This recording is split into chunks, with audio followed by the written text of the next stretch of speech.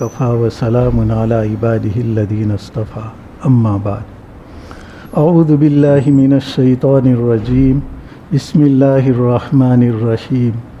ويدرأ عنها العذاب أن تشهد 4 شهادات بالله إنه لمن الكاذبين والخامسة أن غضب الله عليها إن كان من الصادقين۔ اور عورت سے عذاب ٹل جائے گا اس بات سے کہ وہ 4 مرتبہ اللہ کی قسم کھا کر کے گواہی دے کہ یہ آدمی جھوٹا ہے، اور 5ویں مرتبہ میں کہے کہ اللہ تبارک و تعالیٰ کا غضب نازل ہو اس پر اگر وہ سچا ہے۔ تو لیان کا طریقہ یہ ہے کہ مرد 4 مرتبہ یہ کہے گا کہ میں نے عورت کی جانب جو زنا کی نسبت کی اس میں سچا ہوں، پھر دوسری مرتبہ بھی یہی بولے، تیسری مرتبہ بھی، چوتھی مرتبہ بھی کہ میں نے اس عورت کی جانب جو زنا کی نسبت کی ہے اس میں سچا ہوں، اور 5ویں مرتبہ میں مرد یہ کہے گا کہ اگر میں جھوٹا ہوں تو مجھ پر اللہ کی لعنت، یہ 1 مرتبہ بولے گا۔ اس طرح 5 مرتبہ بولنا ہوا۔ اب اتنا کہہ دیا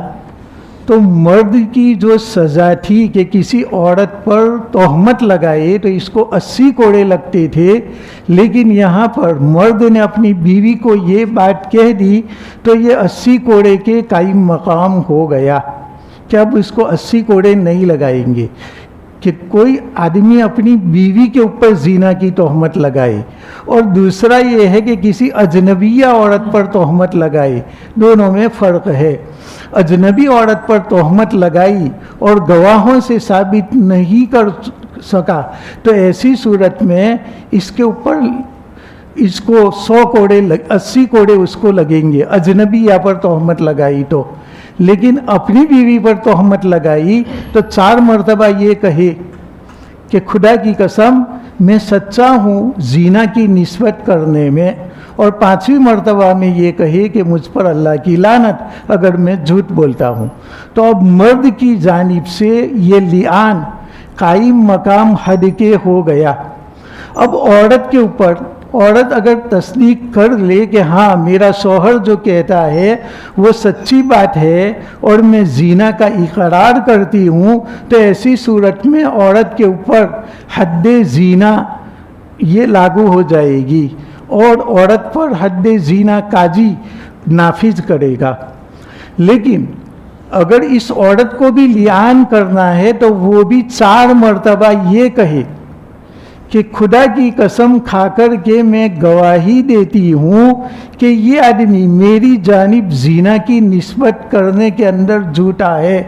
دوسری مرتبہ بھی یہ بولے، تیسری مرتبہ بھی، اور چوتھی مرتبہ بھی یہ بات کہے کہ اس مرد نے، میرے شوہر نے جو زنا کی مجھے میری جانب نسبت کی اس میں وہ جھوٹا ہے۔ اور 5ویں مرتبہ میں عورت یہ کہے گی کہ اگر مرد سچا ہو تو مجھ پر اللہ کا غضب، 5ویں مرتبہ میں یہ کہے۔ تو مرد کے لیے تو 5ویں مرتبہ میں لعنت کا لفظ کہنا ہے، لیکن عورت یہ نہ کہے کہ میرے اوپر اللہ کی لعنت، بلکہ میرے اوپر اللہ کی غضب۔ مفسرین نے اس کی وجہ یہ بتلائی کہ عورتیں بات بات میں لعنت اور ملامت کرتی رہتی ہے، اس بنا پر ان کی زبان کے اوپر یہ لفظ ہلکا ہو گیا، لعنت کا لفظ اور غضب کا لفظ، کہ مجھ پر اللہ کا غضب نازل ہو تو یہ عورت کے اوپر بھاری ہوگا، اس لیے اگر وہ جھوٹی ہے تو یہ بات کہے گی نہیں، اس لیے اس کو بولنا ہے 5ویں مرتبہ کہ مجھ پر اللہ کا غضب ہو اگر وہ آدمی سچا ہو تو، ورنہ میں نے 4 مرتبہ گواہی دی کہ یہ آدمی جھوٹا ہے، اور 5ویں مرتبہ میں کہ مجھ پر اللہ کا غضب اگر وہ سچا ہے، یہ کہہ دیا تو ایسی صورت کے اندر اب اس عورت کے اوپر حد زنا لاگو نہیں ہوگی، بلکہ اس عورت نے لعان کر دیا تو یہ حد کے قائم مقام ہو گیا۔ تو میاں بیوی کے اندر چونکہ 4 گواہ نہ ہو تو تنہا شوہر بھی کہہ سکتا ہے اس لیے کہ اگر کسی پرائی عورت کو اس نے زنا کرتے ہوئے دیکھا اور 4 گواہ اس کے پاس نہیں ہے، وہ تنہا ہے، یا اپنے ساتھ ملا کر کے ایک آدمی ہے تو 2 گواہ ہوئے یا 3 گواہ ہوئے، تو یہ 3 گواہیوں کو یہی کہا جائے گا کہ اس نے تہمت لگائی ہے۔ گواہی تو 4 مردوں سے ثابت ہوگی، تو اب اس کے پاس 3 گواہ ہے، تو ایسی صورت میں وہ خاموش رہے گا اور زنا کی گواہی نہیں دے گا۔ لیکن اپنی بیوی ہو تو ایسی صورت میں وہ تنہا ہو تو بھی اس کے لیے بولنا ضروری ہے۔ اور اس کے اندر کل ہلال ابن امیہ کا واقعہ بتلایا تھا کہ وہ اپنے کھیت سے اندھیرے کے وقت میں واپس آئے تو اپنے گھر میں دیکھا کہ بیوی کے ساتھ کوئی بدکاری کے اندر مشغول ہے، تو وہ رات تک انتظار کرتے رہے اور صبح کو آپ صلی اللہ علیہ وسلم کے پاس آ کر کے گواہی دی۔ تو آپ صلی اللہ علیہ وسلم نے فرمایا کہ 4 گواہ لاؤ اس بات پر۔ اب انہوں نے تو تنہا دیکھا تھا، 4 گواہ تو نہیں تھے، اس لیے آپ صلی اللہ علیہ وسلم نے فرمایا کہ اب تیرے اوپر حد قذف جاری ہوگی، کیونکہ 4 گواہ کے بغیر تجھے گواہی نہیں دینا چاہیے تھا۔ لیکن ہلال ابن امیہ نے کہا، خدا کی قسم یا رسول اللہ میں سچا ہوں، میں نے اپنی آنکھوں سے اس کو دیکھا ہے، اور ضرور اللہ تبارک و تعالی آپ پر وہ چیز نازل کرے گا جس کی بنا پر میری پشت کوڑوں سے بچ جائے گی۔ اور آپ صلی اللہ علیہ وسلم ابھی اس کو کہہ رہے تھے کہ 4 گواہ لاؤ ورنہ تیرے اوپر 80 کوڑے لگیں گے، حد تہمت، حد قذف یہ تیرے اوپر جاری ہوگی۔ ابھی تو یہ کہہ رہے تھے کہ جبرائیل علیہ السلام تشریف لائے اور یہ آیت نازل کی کہ مرد کو اس طریقے سے 4 مرتبہ بولنا ہے اور 5ویں مرتبہ میں یہ بولنا ہے۔ اب یہ کہہ دیا تو مرد پر حد قذف نہیں لگے گی۔ اب قاضی عورت کی جانب مائل ہوگا اور عورت کو کہے گا کہ یا تو اقرار کر لے، اگر وہ عورت اقرار کر لیتی ہے تو اس کے اوپر حد زنا قاضی نافذ کرے گا، اور اگر وہ زنا کا اقرار نہیں کرتی تو وہ بھی 5 مرتبہ کہے گی، 4 مرتبہ اللہ کی قسم کھا کر کے گواہی دے گی کہ اس شوہر نے، میرے شوہر نے جو زنا کی نسبت کی اس میں وہ جھوٹا ہے، یہ 4 مرتبہ کہے، اور 5ویں مرتبہ میں یہ کہے کہ اگر وہ سچا ہو تو مجھ پر اللہ کا غضب، یہ حد زنا کے قائم مقام ہو جائے گا۔ تو ایک تو صحیحین کے اندر، بخاری اور مسلم کے اندر ایک واقعہ یہ لکھا، دوسرا واقعہ اس کے اندر یہ لکھا ہے کہ عاصم ابن عدی رضی اللہ تعالی عنہ جمعہ کا خطبہ سن رہے تھے، اور خطبہ کے دوران آپ صلی اللہ علیہ وسلم نے یہ آیات پڑھی کہ اگر مرد 4 گواہ نہ لائے تو اس کے اوپر 80 کوڑے لگیں گے حد قذف کے۔ تو جب حضرت عاصم ابن عدی رضی اللہ تعالی عنہ نے خطبہ کے دوران یہ بات سنی تو خطبہ کے درمیان ہی انہوں نے کہا کہ یا رسول اللہ، اگر کوئی آدمی اپنی بیوی کو دیکھے کہ وہ بدکاری کے اندر مشغول ہے اور وہ بول بھی نہیں سکتا کسی کے سامنے، اگر وہ بولے گا تو اس کے اوپر 80 کوڑے حد قذف کے جاری ہو جاتے ہیں، اور اگر وہ خاموش رہتا ہے تو اس کو غصے سے غم گھٹنا پڑتا ہے اور خاموش رہنا پڑتا ہے۔ یہ عاصم ابن عدی رضی اللہ تعالیٰ عنہ نے بتلایا، لیکن آپ صلی اللہ علیہ وسلم نے فرمایا کہ اللہ کا جو بھی حکم ہو اس کے اوپر آمنا و صدقنا کہنا چاہیے، اللہ کے حکم کا کبھی انکار نہیں کرتے۔ اور ابھی اس کے اوپر ایک ہفتہ بھی نہیں گزرا تھا کہ انہی کے خاندان کے ایک آدمی اویمیر اجلانی، تو اویمیر اجلانی نے اپنی بیوی کو دیکھا دوسرے کے ساتھ بدکاری میں مشغول، تو انہوں نے بھی دیکھا، اور دیکھ کر کے وہ فوراً عاصم ابن عدی رضی اللہ تعالیٰ عنہ کے پاس گئے اور کہا کہ اے عاصم میرے ساتھ یہی واقعہ نازل ہوا، میرے ساتھ یہی واقعہ پیش آیا جو آپ صلی اللہ علیہ وسلم کو آپ نے کہا تھا خطبہ کے دوران کہ کچھ بولے تو کوڑے لگتے ہیں اور نہ بولے تو غم گھٹنا پڑتا ہے، حالانکہ بیوی نے زنا کیا ہے۔ عاصم ابن عدی رضی اللہ تعالیٰ عنہ دوسرے جمعہ کے اندر آپ صلی اللہ علیہ وسلم کے پاس آتے ہیں اور آپ صلی اللہ علیہ وسلم کو فرماتے ہیں کہ یا رسول اللہ، گزشتہ جمعہ میں نے جو سوال کیا تھا، جو اعتراض کیا تھا کہ مرد بولے تو اس کے اوپر 80 کوڑے لگتے ہیں اور نہ بولے تو ایسی صورت میں غم گھٹ کر کے رہنا پڑتا ہے، حالانکہ اس نے بدکاری کی ہے تو خاموش تو کیسے رہ سکتے ہیں؟ کوئی اور اجنبی عورت ہو تو میں خاموش رہوں، لیکن اپنی بیوی میں تو میں خاموش نہیں رہ سکتا۔ تو انہوں نے آپ صلی اللہ علیہ وسلم سے یہ بات کہی۔ اتنے میں اویمر رضی اللہ تعالیٰ عنہ وہ بھی آ گئے اور انہوں نے کہا کہ یا رسول اللہ، ہم میں سے کوئی اپنی بیوی کو بدکاری کرتے ہوئے دیکھے اور اس کے متعلق ہم کچھ، اگر اس کو ہم قتل کر دیں تو اس کے بدلے میں آپ حکومت والے ہم کو اس کے بدلے میں قتل کر دو گے، اور اگر کچھ بولتے ہیں تو 80 کوڑے ہمارے اوپر نافذ ہوتے ہیں، اور قتل کرتے ہیں تو بدلے میں ہم کو بھی قتل کیا جائے گا اور ہماری گواہی بھی کبھی نہیں سنی جائے گی اور ہم فاسق سمجھے جائیں گے۔ تو آپ صلی اللہ علیہ وسلم نے فرمایا کہ اویمر، تمہارے بارے میں اللہ نے حکم جاری کر دیا ہے، تم اپنی بیوی کو لے کر کے آؤ، اللہ کا حکم ہم نافذ کریں گے۔ حضرت اویمر رضی اللہ تعالیٰ عنہ اپنی بیوی کو لے کر کے آپ صلی اللہ علیہ وسلم کے پاس آتے ہیں، اور یہ تینوں عاصم ابن عدی جنہوں نے اشکال کیا تھا، تو حضرت اویمر ان کے چچا کے بیٹے تھے، اور ان کی بیوی جو خولہ تھی وہ بھی ان کی چچا کی بیٹی تھی، گویا کہ تینوں کے دادا ایک تھے، باپ الگ الگ تھے، لیکن تینوں ایک ہی خاندان سے تھے، تینوں کے دادا ایک تھے۔ تو آپ صلی اللہ علیہ وسلم نے فرمایا کہ تم تینوں کے تینوں یہاں پر چلے آؤ۔ حضرت اویمر اجلانی اپنی بیوی کو لے کر کے آپ صلی اللہ علیہ وسلم کے پاس آئے، تو آپ صلی اللہ علیہ وسلم نے فرمایا کہ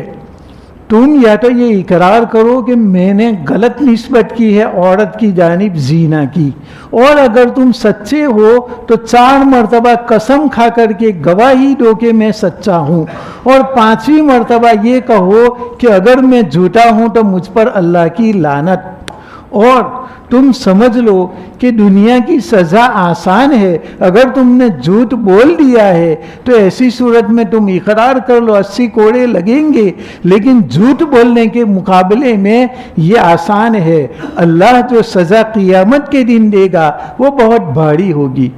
اویمر اجلانی نے فرمایا کہ یا رسول اللہ، میں نے اپنی آنکھوں سے دیکھا، اللہ مجھے کوئی عذاب نہیں دے گا، اور انہوں نے 4 مرتبہ گواہی دے دی قسم کھا کر کے کہ میں سچا ہوں، اور 5ویں مرتبہ میں یہ بھی کہہ دیا کہ مجھ پر اللہ کی لعنت ہو اگر میں جھوٹا ہوں۔ اب آپ صلی اللہ علیہ وسلم عورت کو کہتے ہیں کہ یا تو زنا کا اقرار کر لے یا تو بھی لیان کر لے۔ عورت کہتی ہے کہ یا رسول اللہ، میرے شوہر نے میرے اوپر جھوٹی تہمت لگائی ہے، میں زناکار نہیں ہوں۔ آپ صلی اللہ علیہ وسلم نے پوچھا تو پھر تیرا شوہر تجھ پر تہمت کیوں لگا رہا ہے؟ تو حضرت خولہ نے فرمایا جو اویمر اجلانی کی بیوی تھی کہ یا رسول اللہ، ان کے اندر غیرت بہت زیادہ ہے، اور وہ بیوی بچوں کے معاملے میں غیرت بہت زیادہ رکھتے ہیں، اور میں اور میرا چچا زاد بھائی شریک ابن سمحہ دیر تک باتیں کرتے رہے، اور دیر تک ہم نے یہ گفتگو کی تو ان کو شک ہو گیا غیرت کی بنا پر۔ تو آپ صلی اللہ علیہ وسلم نے شریک ابن سمحہ کو کہا کہ तूने जीना किया है या नहीं, तू भी सच बात बतला दे। तो इन्होंने कहा कि या रसूल अल्लाह, नहीं, मैं और उवैमिर की बीवी देर तक बातें करते रहे और ये गैरतमंद है उवैमिर, इस बिना पर उन्होंने जीना की तोहमत डाल दी। तो आप सल्लल्लाहु अलैहि वसल्लम ने फरमाया कि फिर तुम भी 4 मरतबा लियान करो। तो औरत ने भी कह दिया कि या रसूल अल्लाह, मेरे शौहर ने जो मेरी जानिब जीना की निस्बत की है इसमें वो झूठा है। कसम खाकर के मैं गवाही देती हूँ कि मेरा शौहर जीना की तोहमत में गलत है। तीसरी मरतबा भी, चौथी मरतबा भी ये बात कही और 5वीं मरतबा में ये कहा कि अगर मेरा शौहर सच्चा है तो ऐसी सूरत में मुझ पर अल्लाह का गजब नाजिल हो। जब 4 मरतबा गवाही दी और 5वीं मरतबा में अल्लाह के गजब का इकरार किया तो आप सल्लल्लाहु अलैहि वसल्लम ने फरमाया कि देखो, अगर लड़का पैदा हुआ सुरमगी आंखों वाला और सांवला काला लड़का हो और उसकी सूढ़ीन भरी हुई हो, उभड़ी हुई हो और उसकी रानें नरम हो, तो समझ लो कि ये शरीक इब्ने समहा का बेटा है, जिसकी जानिब जीना की निस्बत की गई वो बिल्कुल सच्चा है। और अगर उसके खिलाफ बच्चा पैदा हो तो ये उसके शौहर उवैमिर अजलानी ही का बेटा होगा। जब ये बच्चा पैदा हुआ तो मकरूह सिफत पर पैदा हुआ कि वो काला था, आंखें भी सुरमगी थी और उसकी सूढ़ीन भी भारी थी और उसकी रानें भी गुदाज और नरम थी। आप सल्लल्लाहु अलैहि वसल्लम ने समझ लिया कि खौला ने, उवैमिर की बीवी ने खियानत की है और उसने जीना किया है। लेकिन चूंकि अल्लाह का हुक्म था कि जीना का अगर इकरार न करे तो 4 मरतबा गवाही और 5वीं मरतबा में अल्लाह का गजब, ये कहो तो ये जीना के कायम मकाम हो जाएगा। इसलिए आप सल्लल्लाहु अलैहि वसल्लम ने फरमाया कि बच्चे से तो यही साबित होता है कि ये जीना से पैदा हुआ है। अगर अल्लाह की जानिब से ये कस्में न होती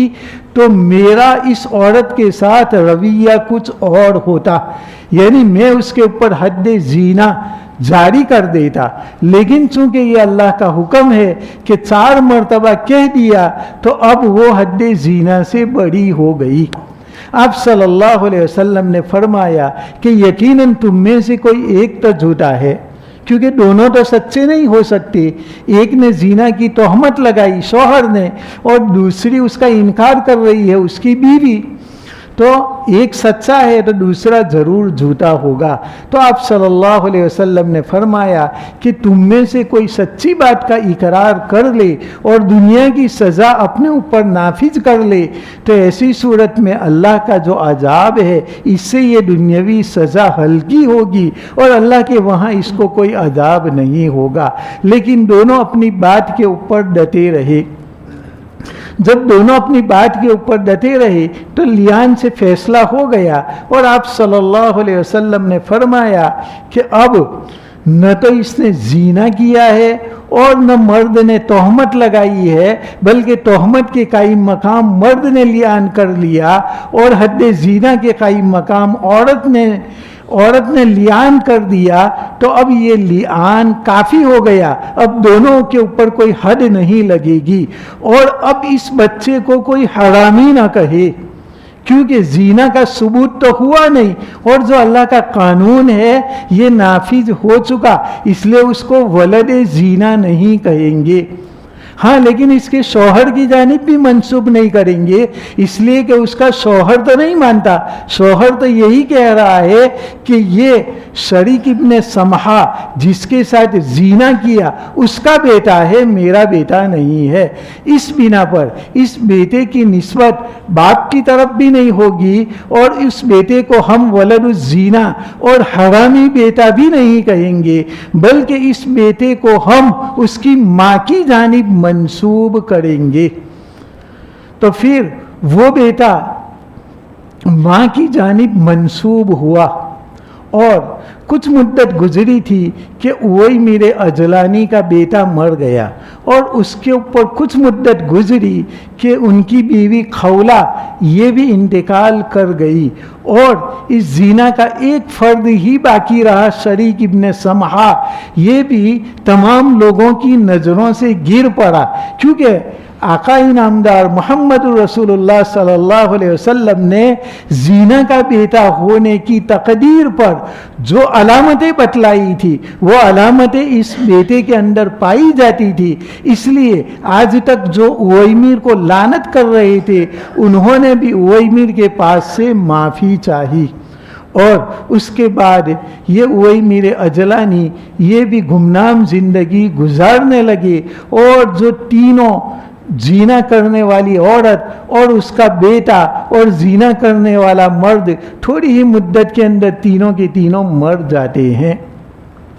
تو اس طریقے سے یہ سزا ہوئی۔ اور ادھر جو پہلا بیٹا تھا ہلال ابن امیہ کا، وہاں پر بھی آپ صلی اللہ علیہ وسلم نے یہی فرمایا تھا کہ بچہ اس صفت پر ہو تو یہ زانی کا، اور اس صفت پر ہو تو اس کے شوہر کا۔ اسی صفت پر بچہ ثابت ہوا ہلال کا جو مکروہ صورت تھی، یعنی زنا کا بیٹا۔ تو وہاں پر بھی آپ صلی اللہ علیہ وسلم نے فرمایا کہ چونکہ وہ لیان کر چکے، اس بنا پر اس بیٹے کو ولد الزنا نہیں کہیں گے، اور اس بیٹے کی نسبت اس کی ماں کی طرف کریں گے۔ جیسے عیسیٰ علیہ السلام کے باپ نہیں ہے اس لیے ان کو عیسیٰ ابن مریم کہا جاتا ہے، اسی طریقے سے لیان کے نتیجے میں بھی اگر بچہ پیدا ہوا ہے تو اس کو اس کی ماں کی جانب منسوب کریں گے، جو معروف اور مشہور طریقہ ہے باپ کا، اس کی جانب ہم منسوب نہیں کریں گے۔ اور اس سے تو جو بیٹا پیدا ہوا تھا حضرت ہلال سے، تو ہلال کی بیوی کا جو بیٹا تھا وہ تو بڑا بھی ہوتا ہے اور مصر کا حاکم بھی بن جاتا ہے، اور اس بیچارے کو پتہ نہیں ہے کہ میرے حقیقی باپ کون ہے، آیا وہ زانی میرا حقیقی باپ ہے یا ہلال ابن امیہ، پتہ ہی نہیں چل سکا۔ اور اویمر اجلانی ان کا جو واقعہ پیش آیا تو وہاں پر تو وہ بیٹا چھوٹی عمر میں ہی مر گیا، اس بنا پر وہاں پر کوئی ضرورت بھی پیش آئی نہیں، اور اس طریقے سے یہ لیان کا معاملہ ختم ہو گیا، اور رہتی دنیا تک کے لیے یہ ایک دستور ہو گیا کہ اگر زنا 4 گواہوں سے ثابت ہو جائے تو ایسی صورت میں اگر وہ شادی شدہ ہے تو اس کو سنگسار کریں گے، پتھر سے مار مار کر کے اس کی جان نکال دیں گے، اور اگر وہ آدمی غیر شادی شدہ ہے تو ایسی صورت میں 100 کوڑے لگائیں گے۔ قیامت تک کے لیے یہ حکم نافذ ہو گیا۔ اور یہ بھی کہا گیا کہ اگر کسی نے دیکھا مرد اور عورت کو زنا کرتے ہوئے تو جب تک 4 گواہ نہ ہو وہاں تک وہ گواہی نہ دے، ورنہ ان کے اوپر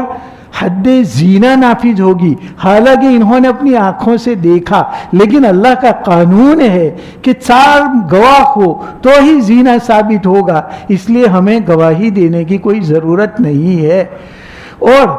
اس کو بالکل چھوڑ بھی نہ دے، بلکہ یہ 2 یا 3 جتنے بھی ہے قاضی کے پاس آ کر کے یہ کہے کہ ہم دونوں نے اس کو قابل اعتراض حالت میں دیکھا، ہم نے اس کو بے حیائی کی حالت میں دیکھا، زنا نہ کہے بے حیائی کہے، تو ایسی صورت میں قاضی اس کے اوپر تعزیر کرے گا، لیکن وہ زنا کی گواہی نہیں دیں گے۔ اور تیسری بات یہ معلوم ہوئی کہ اگر جس کو دیکھا ہے وہ اپنی بیوی ہے تو بیوی کے اوپر تو خاموش کیسے رہے گا، قاضی کو بتلانا ہی پڑے گا۔ تو ایسی صورت کے اندر یہ لیان کا حکم ہے کہ مرد 4 مرتبہ گواہی دے کہ میں سچا ہوں، اور 5ویں مرتبہ میں یہ کہے کہ مجھ پر اللہ کی لعنت اگر میں جھوٹا ہوں۔ اور عورت اس کو اگر حد زنا اپنے اوپر سے تلانا ہے تو عورت یہ کہے گی کہ میں نے جو زنا کی نسبت کی، میرے شوہر نے جو میری جانب زنا کی نسبت کی، اس کے اندر وہ جھوٹا ہے، दूसरी मर्तबा, तीसरी मर्तबा, चौथी मर्तबा यही अल्फाज कहे कि मैं अल्लाह की कसम खाकर के गवाही देती हूँ कि मेरे शौहर ने झूठी गवाही दी है। और पांचवी मर्तबा में ये कहे कि मुझ पर अल्लाह का गज़ब, अगर वो आदमी सच्चा हो, मेरा शौहर सच्चा हो, तो मुझ पर अल्लाह का गज़ब नाजिल हो। इस तरीके से मियाँ बीवी कह लेंगे तो किसी को कोई सज़ा नहीं होगी। और बेटा पैदा होगा तो उसको हरामी भी नहीं कहेंगे, लेकिन बाप की जानिब भी मंसूब नहीं करेंगे, इसकी माँ की जानिब बेटा मंसूब किया जाएगा। तो ये हमने 3 अहकाम पढ़े। ज़ानी का हुक्म क्या है? तो इसकी 2 सजाएँ हैं। शादीशुदा है तो रज्म करो, और शादीशुदा नहीं है तो 100 कोड़े लगाओ। और अगर कोई 4 गवाह पेश नहीं कर सका तो इनके ऊपर हद्दे कज़फ़, और हद्दे कज़फ़ वो 80 कोड़े लगाना है, और उसकी गवाही हमेशा के लिए रद्द कर देना है कि उसकी गवाही ज़िंदगी भर मानी जाएगी नहीं, और वो फासिक शुमार होगा। और अगर शौहर ने बीवी को देखा तो ये लियान का तरीका है। ये तमाम तरीके अल्लाह तबारक व ताला ने बतलाए, और जहाँ पर भी इस्लामी हुकूमत हो इनके ऊपर वाजिब है कि इसी तरीके से ये सज़ाएँ नाफिज करे। इसके बाद अल्लाह तबारक व ताला ने फरमाया, वलौला फ़ज़्लुल्लाहि अलैकुम व रहमतुहु व अन्नल्लाह तव्वाबुन हकीम। अगर अल्लाह का फजल तुम पर न होता और अल्लाह की रहमत न होती तो तुम हलाक हो जाते। ये अल्लाह तबारक व ताला का फजल है। वरना शौहर को भी ये कहा जाता कि 4 गवाह लाओ, वरना तेरे ऊपर हद्दे कज़फ़, हद्दे तोहमते ज़ीना नाफिज होगी। तो अल्लाह को कौन रोक सकता था, और उस आदमी को खामोश बैठना पड़ता, या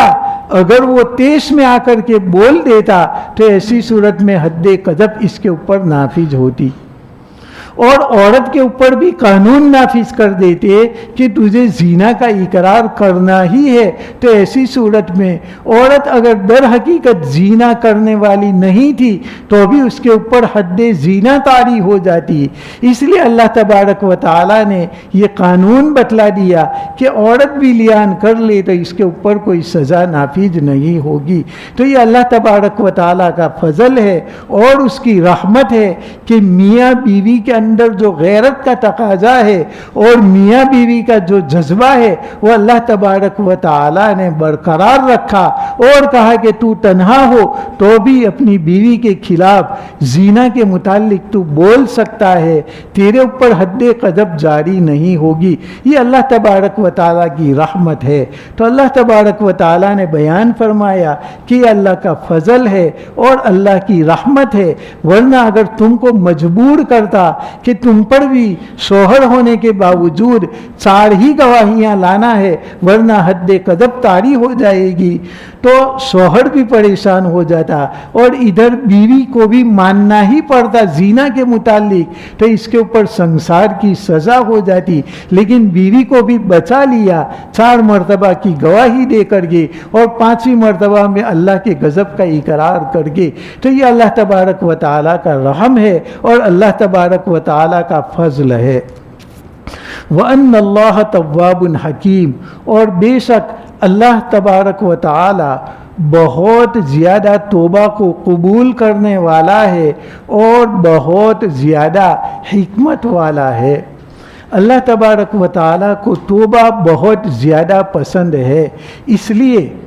दोनों मियाँ बीवी में से कोई एक झूठा तो है, दोनों तो सच्चे नहीं हो सकते। अगर मर्द की बात सच्ची है तो औरत झूठी और औरत की बात सच्ची है तो मर्द झूठा। तो अल्लाह तबारक व ताला ने फरमाइश की कि तुम में से जो भी झूठा है वो अल्लाह तबारक व ताला के सामने तौबा करे, गिर गिराए। हो सकता है कि अल्लाह तबारक व ताला आखिरत के अंदर भी उसको माफ़ कर दे, क्योंकि अल्लाह तबारक व ताला का आप सल्लल्लाहु अलैहि वसल्लम का फरमान है कि अत्ताइबु मिनज़ ज़म्बि कमल्ला ज़म्ब लहू, कि जिसने गुनाहों से तौबा कर ली वो ऐसा है गोया कि उसने गुनाह ही नहीं किया। گناہوں سے توبہ کرنا اللہ تبارک و تعالیٰ کو بہت زیادہ پسند ہے. اللہ تبارک و تعالیٰ اس سے بہت زیادہ خوش ہو جاتا ہے. لیکن توبہ کب کرنا ہے؟ سکرات کے عالم سے پہلے. وَلَيْسَتِ التَّوْبَةُ لِلَّذِينَ يَعْمَلُونَ السَّيِّئَاتِ، ان لوگوں کی توبہ قبول نہیں جو برا کام کرتے ہیں. حَتَّى إِذَا حَضَرَ أَحَدَهُمُ الْمَوْتُ قَالَ إِنِّي تُبْتُ الْآنَ، یہاں تک کہ موت کا وقت آ گیا تو وہ کہتا ہے کہ میں نے توبہ کر لی. تو اللہ تبارک و تعالیٰ نے فرمایا کہ ان لوگوں کی توبہ قبول نہیں جو سکرات کے عالم میں، گڑگڑا کے عالم میں توبہ کرتا ہے. بلکہ جب تک انسان کے ہوش و حواس بالکل قائم ہے اور ابھی عالم برزخ اس کے سامنے نہیں آیا، ابھی فرشتے اس کے سامنے نہیں آئے، وہاں تک اگر وہ توبہ کر لیتا ہے تو اس کی توبہ قابل قبول ہے. توبۃ العبد یقبل ما لم یغرغر، کہ جب تک گڑگڑا کی حالت نہیں ہوتی، جب تک سکرات کی حالت نہیں ہوتی، وہاں تک اللہ تبارک و تعالی توبہ کو قبول کرنے والا ہے. انما التوبۃ علی اللہ للذین یعملون السوء بجہالۃ ثم یتوبون من قریب، کہ جو آدمی اللہ کے سامنے عنقریب توبہ کر لیتا ہے جہالت سے کسی گناہ کا ارتکاب کر کے. جہالت کا مطلب یہ ہے کہ تم نے گناہ کیا ہے، یہ جہالت ہی ہے. ہم معمولی حاکم کا گناہ نہیں کرتے کہ کہیں وہ ہمیں سزا نہ دے، تو اللہ تبارک و تعالی احکم الحاکمین ہے. ہم اس کے سامنے گناہ کر رہے ہیں تو گویا کہ ہم نے اللہ تبارک و تعالی کے سامنے بھی یہ جرأت کر ڈالی اور گناہ کر ڈالا. تو اللہ تبارک و تعالی نے فرمایا کہ توبہ اسی وقت قبول ہے جب تک کہ گڑگڑا کی حالت نہ ہو.